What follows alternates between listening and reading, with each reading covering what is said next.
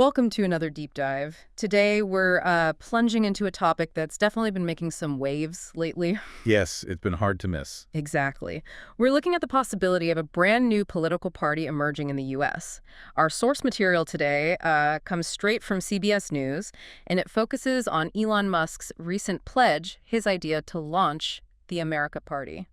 And what's really interesting here, I think, is how this pledge came about. It wasn't just out of the blue. It seems to have emerged from a very public spat between Musk and former President Trump. Right, over that major piece of legislation. Exactly. So it gives us a chance to unpack not just, what he announced, but the huge question of why it's so much harder than it sounds to actually, disrupt the existing political setup. Absolutely. So our mission today is really to cut through some of the noise, understand the, frankly, incredible complexities and the obstacles involved if you want to start a national political party in the U.S. We'll look at the specific hurdles Musk or, anyone else with that kind of ambition would face. What does it really take to get a voice in the system? Get ready for some surprising facts, I think, and a lot of insight into how American politics actually works on the ground. Okay, so let's unpack the spark here. The source says Musk recently sort of re-upped his calls for this America Party. What was the trigger for this renewed push, and where does it fit with, his relationship with former President Trump? Well, connecting the dots, this idea seemed to resurface right as lawmakers were pushing to pass what Musk called the One Big Beautiful Bill Act. Very specific timing. He actually said, and this is a direct quote, "If this insane spending bill passes, the America Party will be formed the next day." Wow. And the bill did pass the Senate, right? Now heading back to the House. That's right. It passed the Senate. So the condition he set was, partially met, depending on the final outcome. And this wasn't just an isolated comment, was it? The source suggests this could really be the end of their sort of political alliance. What was the core issue? Yeah, it seems pretty serious. The source explains that Mr. Trump apparently threatened Musk's subsidies, specifically around electric vehicles and green energy, during arguments over this budget bill. And it turns out the bill includes things that would phase out EV tax credits. That could cost Tesla billions. Billions, okay. Yeah. So Musk's criticisms have really zeroed in on those green energy cuts, but also just the overall cost of the bill itself. Mr. Trump, on the other hand, suggested Musk was just upset and that his reaction wasn't appropriate. So putting the personal feud aside for a second, what's Musk actually saying he wants this America Party to achieve? What's the vision? Well, he stated it pretty clearly. Our country needs an alternative to the Democrat-Republican uniparty so that the people actually have a voice. That term, uniparty, suggests he sees the two main parties as perhaps too similar on some core issues, leaving some people feeling unrepresented. Right, a perceived lack of real choice. Exactly. Okay, now this is where it gets really interesting, the challenge itself.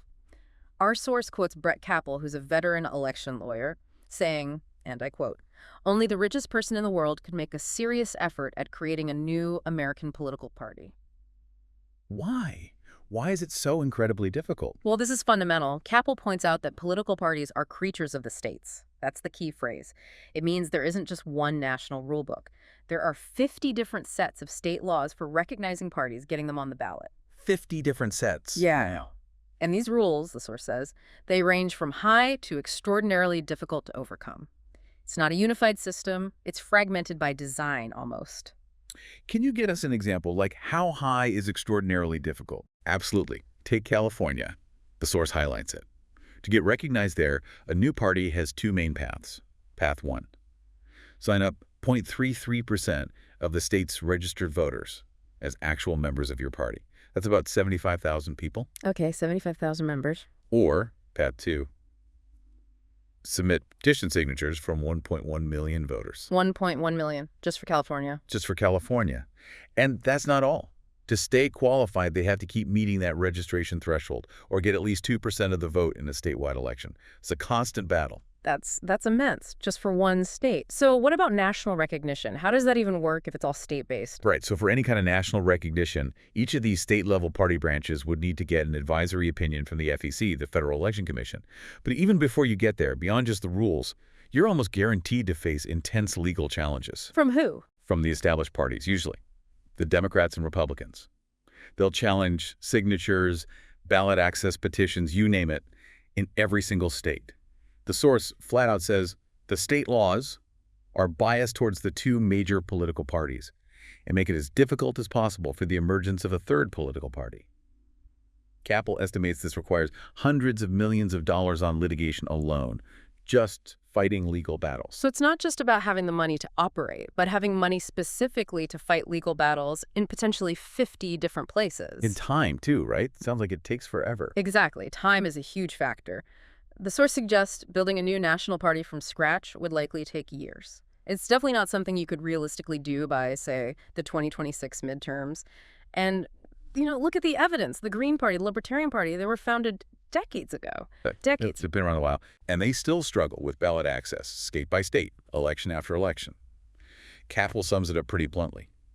It can't be done if you have endless amounts of money, but it's a multi-year project and will cost hundreds of millions of dollars. Okay, hundreds of millions. Endless amounts of money.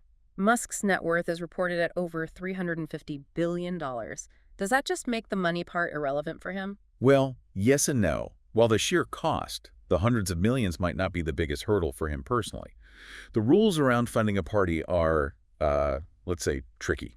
Very complex. For instance, before a party is officially recognized, it often operates as a nonprofit. In that stage, backers like Musk might not face donation limits, Yeah. so early on, big money can flow. Ah, okay. But that changes. That changes. Once a party gets that national recognition from the FEC, donors, even the founder, become subject to contribution limits. Currently, an individual can only give, $10,000 a year to a state party committee and $44,300 a year to a national party committee. So even if he founded it, he couldn't just bankroll it indefinitely with billions once it's official. Not directly into the party committees, no. The rules are described as Byzantine.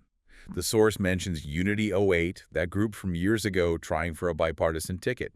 They really struggled with these kinds of finance regulations. Okay, that's a really important distinction. So his personal wealth helps get it started, maybe, but doesn't solve the long-term funding under current rules. And the source mentioned his previous political spending. How much was that, and what route did he take? It was significant.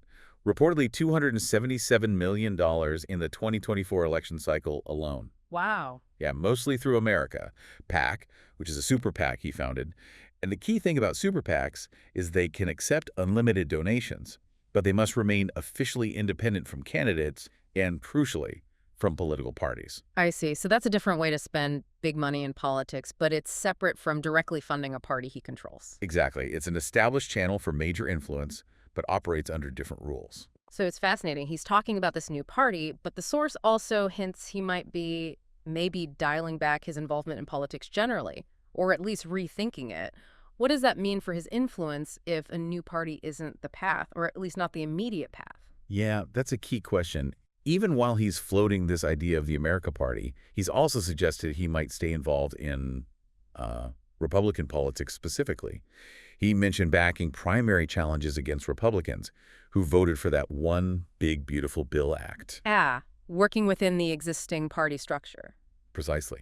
And he's also apparently vowed to support Representative Thomas Massey, a Republican who voted against the bill and is facing a primary challenge backed by Trump.